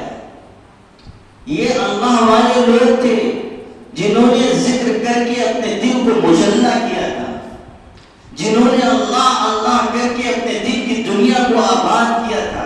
باتیں بنانے سے نہیں کام چلے گا میرے عزیزوں، صرف باتیں بنانے سے، دعوے کرنے سے، تقریروں سے، تحریروں سے بات نہیں بنے گی۔ جب تک ہمارے اندر قربانی نہیں پیدا ہوگی، مجاہدہ نہیں پیدا ہوگا، جان و مال لگانے کا جذبہ نہیں آئے گا، اس وقت تک بات بننے والی نہیں ہے۔ امت کتنی تباہ حال ہو چکی ہے، کتنی پریشانیاں آ رہی ہیں، کتنے فتنے اٹھ رہے ہیں، کیسا سنگین وقت ہے۔ اس وقت بھی کیا ہم بیدار نہیں ہوں گے؟ کیا آپ بھی ہم توبہ نہیں کریں گے؟ کیا آپ بھی ہمارے دل میں احساس کی کوئی لہر نہیں جاگے گی؟ کیا آپ بھی ہم امت کو اسی طرح ٹوٹتا بکھرتا ہوا دیکھتے رہیں گے؟ کیا آپ بھی ہم اسی طرح مسلمانوں کے معاشرے میں کفر و ارتداد کی لہروں کو برداشت کریں گے؟ کب تک ہم اس طرح جئیں گے؟ افسوس ہوتا ہے اپنے جوانوں کو دیکھ کر کہ ان کی زندگی کے دن رات لہو لعب میں جا رہے ہیں۔ افسوس ہوتا ہے امت کے مالداروں کو دیکھ کر کہ ان کا سرمایہ شادی بیاہ کی تقریبات میں فضول پیسے لٹانے پر خرچ ہو رہا ہے۔ افسوس ہوتا ہے امت کی بہنوں، بیٹیوں اور ماں کو دیکھ کر کہ ان کی ترجیحات اللہ کے دین اور اس کے کلمے کی سربلندی نہیں ہے۔ وہ بہو ساس سے جھگڑ رہی اور ساس بہو سے جھگڑ رہی اور نند بھاوجوں کے جھگڑے ہیں اور پڑوسن سے جھگڑ رہی ہے، بس اسی میں زندگی تمام ہو رہی ہے۔ اللہ کے بندو، کچھ تو نصیحت حاصل کرو اور نوشتہ تقدیر کو پڑھ لو کہ اس ملک میں ہمیں چند سالوں کی مہلت ملی ہے۔ اگر ہم نے صبر و تقویٰ کی محنت کی، اگر ہم نے اپنی ملت کو بچانے کی فکر کی، اگر ہم بہترین صفات سے آراستہ ہو کر آگے آئے، اگر ہم نے جان و مال کی قربانی دینا سیکھ لیا، اگر ہم نے فتنوں کے لیے جو قرآنی نسخہ بتایا گیا ہے اسے اختیار کیا، تب تو اللہ اس ملک میں حالات کو سازگار کر دے گا۔ جو آج بیگانے ہیں وہ یگانے بن جائیں گے، جو آج دشمن ہیں وہ کل دوست بن جائیں گے، جو آج فتنہ پرور ہیں وہ کل ہمارے معین و مددگار ہوں گے۔ خدا کی طاقت و قوت کا یہ ادنا کرشمہ ہوگا کہ اللہ کافروں اور ظالموں اور دشمنوں کو ایمان کی ہدایت دے کر ان کی صلاحیتوں اور ان کی طاقتوں کو ایمان کے نشو و اشاعت کے لیے لگائے گا۔ اور اگر خدا نخواستہ ہم نے اب بھی عبرت حاصل نہ کی، اب بھی ہم اسی روش پر چلتے رہے، اب بھی گناہ اور نافرمانی کے راستے اختیار کرتے رہے، اب بھی ہم دن ہماری راتیں بے مصرف گزرتی رہی، اب بھی اگر ہم لذتوں اور شہوتوں میں پڑے رہے، اب بھی اگر ہم نے اپنی ملت کو بچانے کی فکر نہ کی، تو یاد رکھنا کہ پھر اس ملک میں وہی تاریخ دہرائی جائے گی جو درست دہرائی گئی ہے کہ مسجدیں باقی نہ رہیں گی اور اذانوں کی صدائیں ختم کر دی جائیں۔ حالات کو سمجھیے، فتنوں کو سمجھیے، کیا دشواریاں ہمارے سامنے، کیسے سنگین حوادث سامنے، کیسی سازشیں برپا ہو رہی ہیں۔ اللہ کے بندو، جو لوگ قریب سے جانتے ہیں ان کے کلیجے منہ کو آ رہے ہیں کہ حالات دن بدن کروٹے بدل رہے ہیں، حالات دن بدن بہت ہی نازک ہوتے جا رہے ہیں۔ وہ سمجھ رہے ہیں کہ شکنجے کسے جا رہے ہیں، طوفان اٹھائے جا رہے ہیں، مسائل کی بتیاں چھا رہی ہیں۔ ایمان والوں کے لیے اس ملک میں باعزت طریقے سے جینے کے مواقع کم سے کم ہوتے جا رہے ہیں۔ ہمارے ادارے خطرے میں، ہمارے مدارس خطرے میں، دعوت و تبلیغ کی محنت پر خطرے کی تلوار لٹکا دی گئی ہے، بدنام کیا جا رہا ہے، راستے روکنے کی پوری سازشیں تیار ہو چکی ہیں اور ان پر عمل ہو رہا ہے۔ اب بھی اگر ہم شتر مرغ کی طرح اپنا سر ریت میں چھپا کر یہ سمجھیں کہ طوفان نہیں آیا ہے تو ہمارے مٹنے میں کوئی کسر باقی نہیں۔ میں بہت صاف آپ سے کہہ رہا ہوں اور اس لیے کہہ رہا ہوں کہ میں اپنے دل کا درد آپ کے دل میں منتقل کرنا چاہتا ہوں۔ میں نہیں چاہتا کہ میں آپ کو میٹھی میٹھی باتیں سنا کر یہ واہوائی نوٹوں کے ہاں بہت اچھی باتیں بیان ہوئی ہیں۔ میں اپنی ذمہ داری سمجھتا ہوں کہ علی وجہ بصیرہ جس چیز کو میں محسوس کر رہا ہوں اور برسوں سے جس دیوار کی تحریر کو میں پڑھ رہا ہوں اور دن کے اجالوں میں اور رات کے اندھیروں میں غور و فکر کے جن جن مرحلوں سے میں گزرا ہوں اور ملک کی بدلتی ہوئی کروٹوں میں اسلام اور مسلمانوں کے مستقبل کے بارے میں جن خطرات کو میں پڑھ چکا ہوں، میری ذمہ داری ہے کہ میں بلا کم و کاست آپ سے کہہ دوں تاکہ عند اللہ میری جواب دہی باقی نہ رہے۔ میں کہہ سکوں کہ خدا بندہ میں نے اپنی قوم کے سامنے اپنی پوری بات، اپنے دل کا درد رکھ دیا تھا۔ اکیلا میں کچھ نہیں کر سکتا تھا، میں نے اپنا درد پیش کیا، لوگوں نے نہیں مانا۔ آپ لوگوں سے پوچھئے، میری ذمہ داری تو ختم ہو گئی۔ حالات بہت سخت ہیں اور ہمیں اپنے آپ کو بدلنا بہت ضروری ہے۔ میرے بھائیوں، ہم میں سے ہر شخص کو چاہیے کہ وہ لوٹ آئے اللہ کے دین کی طرف، ایمان کی طرف، قرآن کی طرف۔ میں آپ کو اللہ کا واسطہ دے کر کہتا ہوں، اپنے اندر تبدیلی پیدا کر دیجیے، سچی توبہ کر دیجیے۔ اللہ ارحم الراحمین ہے، معاف کرنے والا ہے، بخشنے والا ہے، توبہ کے انتظار میں ہے۔ وہ چاہتا ہے کہ بندے لوٹ کر آئیں، وہ چاہتا ہے کہ لوگ اس کے در پر عاجزی کریں، اور جب ہم لوٹیں گے اللہ تعالیٰ کو اپنی طرف بڑھتا ہوا پائیں گے۔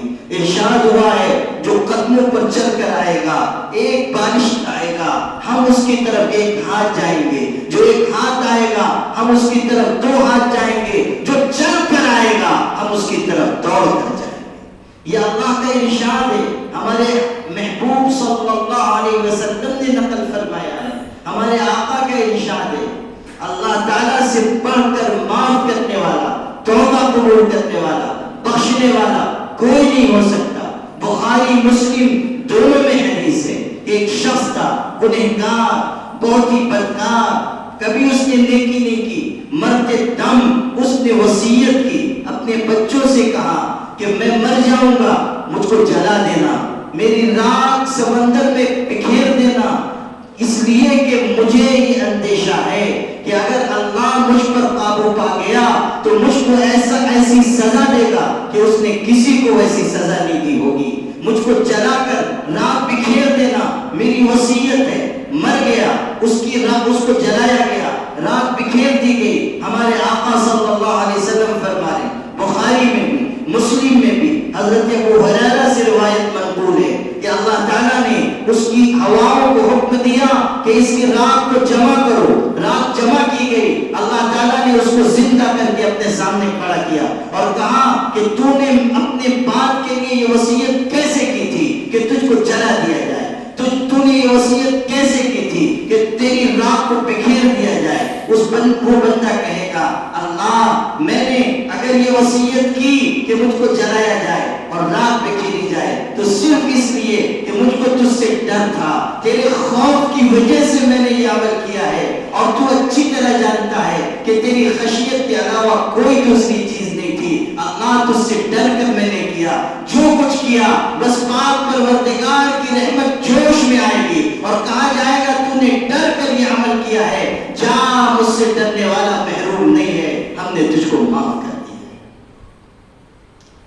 اس سے بڑھ کر رحمت کیا ہوگی، اس سے بڑھ کر بخشش اور کیا ہوگی، اس سے بڑھ کر اللہ تعالیٰ کی طرف سے کرم اور کیا ہوگا کہ ایک گنہگار زندگی بھر گناہ کرتا رہا اور اب اللہ تعالیٰ اس شخص کو اپنے سامنے کھڑا کر کے پوچھتا ہے کہ تو نے اپنے آپ کو جلانے کی وصیت کیوں کی تھی؟ وہ کہتا ہے تیرے ڈر کی وجہ سے، اور پاک پروردگار کہتا ہے جا میں نے تجھ کو معاف کیا۔ اللہ کی رحمت سب سے بڑھ کر ہے۔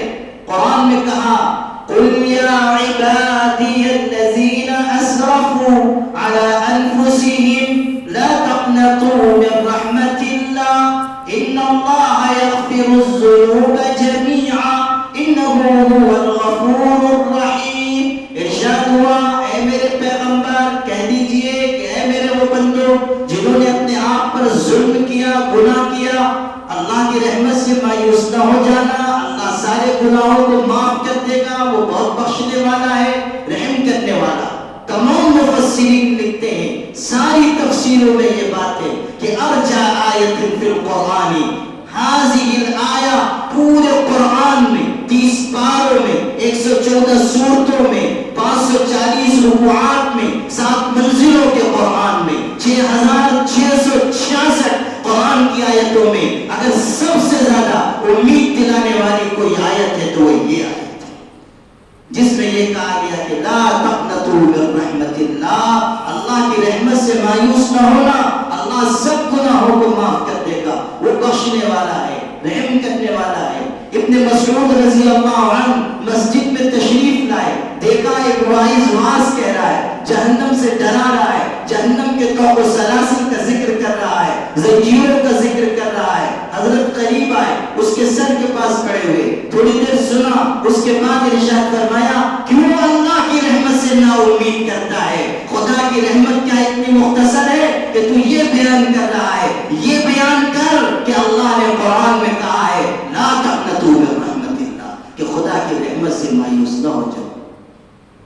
یہ بیان کرو کہ اللہ کی رحمت بہت کشادہ ہے اور وہ انتظار کر رہا ہے اپنے بندوں کا۔ ان اللہ یبسط یدہ باللیل لیتوب مسیء النہار، خدا رات کو ہاتھ پھیلاتا ہے تاکہ دن کا گنہگار اس کے ہاتھ پر توبہ کرے، ویبسط یدہ بالنہار لیتوب مسیء اللیل، اور دن میں ہاتھ پھیلاتا ہے کہ رات کا گنہگار اس کے ہاتھ پر توبہ کرے۔ اللہ رحیم ہے، کریم ہے، اور اللہ اپنے بندوں کی توبہ سے بے پناہ خوش ہوتا ہے، بے پناہ خوش ہوتا ہے۔ اللہ اکبر، بے پناہ خوش ہوتا ہے، توبہ قبول کرتا ہے۔ سورہ غافر میں سورہ مومن بھی جس کو کہا جاتا ہے، بالکل شروع میں ارشاد ہوا حامیم تنزیل الکتاب من اللہ العزیز العلیم غافر الذنب وقابل التوب شدید العقاب ذی الطول لا الہ الا ہو الیہ المصیر۔ ارشاد ہو رہا ہے کہ اللہ گناہ معاف کرنے والا ہے، توبہ قبول کرنے والا ہے، انعام دینے والا ہے، سزا دینے والا ہے۔ قرآن کی آیت پر غور کر لیجیے، 4 جملے ہیں، 4 میں سے 3 میں اللہ نے رحمت، انعام، مغفرت کا ذکر فرمایا ہے، توبہ کی قبولیت کا تذکرہ کیا ہے۔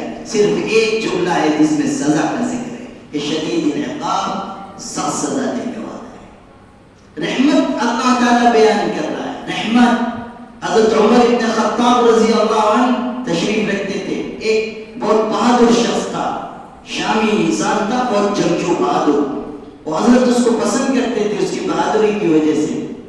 ایک موقع پر حضرت کئی دن تک وہ نظر نہیں آیا تو حضرت نے پوچھا کہاں چلا گیا؟ لوگوں نے کہا وہ بری لت میں لگ گیا ہے، شراب پیتا ہے اور گناہ کے راستے پہ چل نکلا ہے۔ حضرت نے کہا اچھا ایسا ہو گیا، کاغذ لاؤ.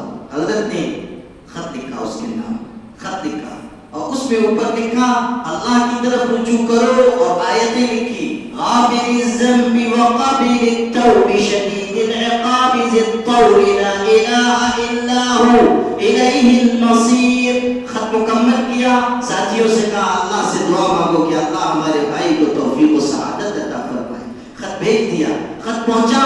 حضرت عمر کی دعا کے سائے میں اس شخص نے خط پڑھا اور جیسے ہی یہ جملہ پڑھا غافر الذنب، پکار اٹھا اللہ آپ کیسے مہربان ہیں کہ کہتے ہیں میں تیرا گناہ معاف کروں گا. پھر پڑھا قابل التوب، اللہ آپ کتنے پیارے ہیں کہتے ہیں توبہ قبول کروں گا. اللہ آپ کیسے ہیں کہ سخت سزا دینے والے ہیں لیکن آپ نے مجھ کو سزا سے محفوظ رکھا. اللہ آپ انعامات عطا کرنے والے ہیں. بس اسی وقت رو پڑا اور اس نے سچی توبہ کی. حضرت عمر کو خبر ملی کہ وہ تائب ہو گیا.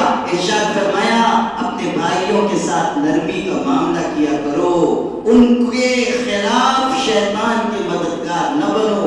جب کوئی گناہ کے راستے پہ جائے نرمی سے سمجھا کے واپس لاؤ.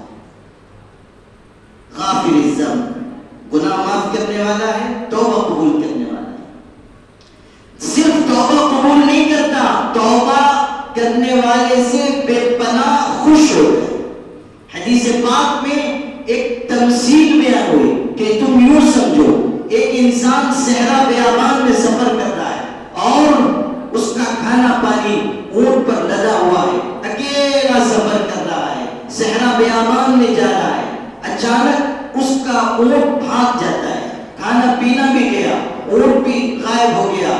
اب کوئی انسان مدد کرنے والا نہیں، کوئی کھلانے پلانے والا نہیں. موت نگاہ کے سامنے نظر آنے لگی. صحرا بیابان میں کہیں پانی کا ایک قطرہ نہیں ہوتا، کہیں کھانے کے لیے کوئی ایک پھل، کوئی ایک چیز موجود نہیں ہوتی. اس نے سمجھ لیا کہ اب تو موت آنے والی ہے. تھک ہار کر ایک جگہ لیٹ گیا اور سستانے کے لیے لیٹا تو آنکھ لگ گئی، نیند آ گئی. جب اس کی نیند ٹوٹی اس نے دیکھا کہ اس کی سواری کھانے اور پانی کے ساتھ اس کے سرہانے موجود ہے. اپنی سواری کو پا کر، کھانے اور پانی کو پا کر وہ اتنا خوش ہوتا ہے کہ خوشی کی شدت میں پکارتا ہے انت عبدی وانا ربک، کہ اللہ تو میرا بندہ ہے اور میں تیرا پروردگار ہوں. اخطا من شدت الفرح، وہ خوشی کی شدت میں غلطی کر بیٹھتا ہے. حضور نے فرمایا خوشی کی وجہ سے غلطی ہو جاتی ہے. یہ کہنے کے بجائے کہ اللہ تو میرا پروردگار ہے اور میں تیرا بندہ ہوں، یہ کہتا ہے کہ تو میرا بندہ ہے، میں تیرا پروردگار ہوں. خوشی کی شدت میں غلطی کر بیٹھتا ہے. حضور فرما رہے ہیں کہ اس شخص کو اس صحرا میں گم ہو جانے والے اونٹ کو اور کھانے پانی کو دوبارہ پا کر، اچانک پا کر جتنی خوشی ہوتی ہے اللہ کو اپنے بندوں کی توبہ سے اس سے زیادہ خوشی ہوتی ہے. اپنے بندوں کی توبہ سے اس سے زیادہ خوشی ہوتی ہے. اس لیے میرے بھائیوں اللہ کی طرف پلٹ آؤ، سچی توبہ کرو، اچھی زندگی گزارو اور اللہ کے نیک بندوں سے تعلق پیدا کرو. صالحین کی صحبت صالح بناتی ہے. نیک انسانوں کے ساتھ رہیں گے نیک بنیں گے. اللہ کی محبت کی دولت دل سے دل میں منتقل ہوتی ہے. یہ سرمایہ دل کی دکان سے حاصل کیا جاتا ہے. اللہ کے نیک بندوں کا ساتھ اختیار کرو. قرآن کی آیت میں نے شروع میں پڑھی تھی، اے ایمان والو اللہ سے ڈرو، سچوں کا ساتھ اختیار کرو. یہ قرآن کا حکم ہے. بزرگوں کے ساتھ رہو، اللہ والوں کے ساتھ رہو، کسی کے ہاتھ میں ہاتھ دو، بیعت کرو، ان سے دین سیکھو، ذکر سیکھو، ان کے پاس جا کر رہو. صرف یہ نہیں کہ مرید ہو گئے، ہم بہت بڑے پیر صاحب سے مرید ہیں، یہ بھی آج کل فیشن چل پڑا ہے. وہ بہت بڑے پیر صاحب سے وہ اپنے پیر کے فضائل بیان کر رہے ہیں، اس لیے کہ تاکہ دنیا یہ سمجھے کہ اتنے بڑے پیر کے بہت بڑے مرید ہیں، بہت بڑے پیر صاحب کے بہت بڑے مرید صاحب ہیں. یہ نہیں، اپنے پیر سے تعلق رکھنا ہوگا، ان کے پاس جا کر رہنا ہوگا، ان سے دین سیکھنا ہوگا. صحبت اس راستے کی بنیادی چیز ہے. اور یاد رکھنا مجاہدے کے بغیر، جان و مال کی قربانی کے بغیر اس راستے میں بھی کچھ نہیں ملنے والا. اس راستے میں بھی کچھ نہیں ملنے والا. اس لیے اصل جو نظام ہے تصوف کا اس پر آئے، رسمی پیری مریدی کے راستے پہ نہ جائیں. جو اصل نظام ہے اس کی طرف لوٹ کر آئیں گے تو انشاءاللہ کامیابی کے